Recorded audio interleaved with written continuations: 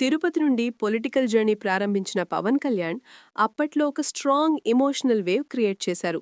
Corruption oppose చేస్తాను, సిస్టమ్ని challenge చేస్తాను అని చెప్పడం వల్ల ఒక జెన్యున్ రెబెల్ లీడర్ అనే ఇమేజ్ బిల్డ్ అయింది. తర్వాత చేగెవరా ఇన్స్పిరేషన్ అని చెప్పడం, యాంటీ ఎస్టాబ్లిష్మెంట్ టోన్ మెయింటైన్ చేయడం వల్ల యూత్లో కనెక్ట్ పెరిగింది. కానీ ఇక్కడ ఒక ముఖ్యమైన పాయింట్ ఉంది.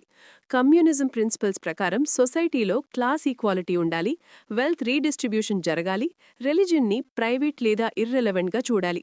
అంటే స్టేట్ డెసిషన్స్లో రిలిజన్కి ప్లేస్ ఉండకూడదు. కానీ అక్కడి నుంచి పవన్ కళ్యాణ్ జర్నీ చూస్తే ఐడియాలజీ క్లియర్గా డిఫైన్ చేయకుండా సిచ్యువేషన్ బట్టి మారడం కనిపిస్తోంది. ఒకప్పుడు సోషలిస్ట్ టోన్లో వెల్ఫేర్ గురించి మాట్లాడి, ఇప్పుడు సనాతన ధర్మ అనే రిలీజియస్ నెరేటివ్ మీద ఫోకస్ పెట్టడం వల్ల ఒక స్ట్రాంగ్ కాంట్రడిక్షన్ క్రియేట్ అయింది. కమ్యూనిజం లేదా రెవల్యూషనరీ థింకింగ్ నుండి రిలిజన్ బేస్డ్ నెరేటివ్కి షిఫ్ట్ అయితే అది ఫిలసాఫికల్ క్లారిటీతో ఎక్స్ప్లెయిన్ చేయాలి.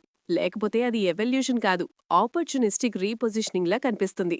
ఇంకా ద ప్రింట్ రిపోర్ట్ చేసిన కోనసీమ దిష్టి కాంట్రవర్సీలో కోకోనట్ ట్రీస్ డ్యామేజ్ లాంటి సీరియస్ అగ్రికల్చరల్ ఇష్యూకి సైంటిఫిక్ ఎనాలిసిస్ ఇవ్వాల్సిన చోట దిష్టి అని చెప్పడం, తెలంగాణ వాళ్ళ మీద ఇండైరెక్ట్ బ్లేమ్ వేయడం వల్ల క్రాస్ స్టేట్ టెన్షన్ క్రియేట్ అయింది.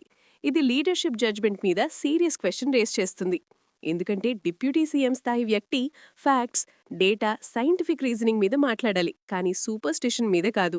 ఇది ఐసోలేటెడ్ ఇన్సిడెంట్ కాదు, ఓవరాల్ ప్యాటర్న్లో పార్ట్.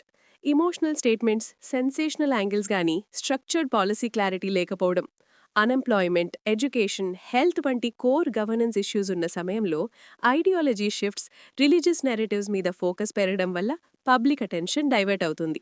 కానీ లాంగ్ టర్మ్ పాలిటిక్స్లో సస్టైన్ అవ్వాలంటే క్లారిటీ, కన్సిస్టెన్సీ, అకౌంటబిలిటీ తప్పనిసరి.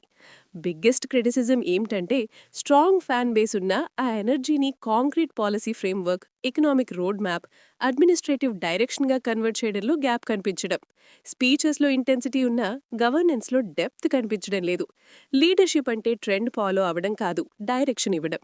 కానీ సిచ్యువేషన్ బట్టి నెరేటివ్ మార్చడం కంటిన్యూ అయితే క్రెడిబిలిటీ వీకెన్ అవుతుంది. చివరగా చెప్పాలంటే పవర్ స్టార్ అనే బ్రాండింగ్ స్ట్రాంగ్గా ఉన్నా పొలిటికల్ సబ్స్టెన్స్ థిన్గా కనిపిస్తోంది. ఐడియాలజీ ఫ్లూయిడ్గా ఉంది, క్లారిటీ ఇన్కంప్లీట్గా ఉంది. మరియు కమ్యూనిజం ప్రిన్సిపల్స్ నుంచి సనాతన ధర్మ వరకు వచ్చిన ఈ డ్రాస్టిక్ షిఫ్ట్కి సాలిడ్ ఎక్స్ప్లెనేషన్ లేకపోవడం వల్ల పబ్లిక్లో కన్ఫ్యూజన్ పెరుగుతోంది.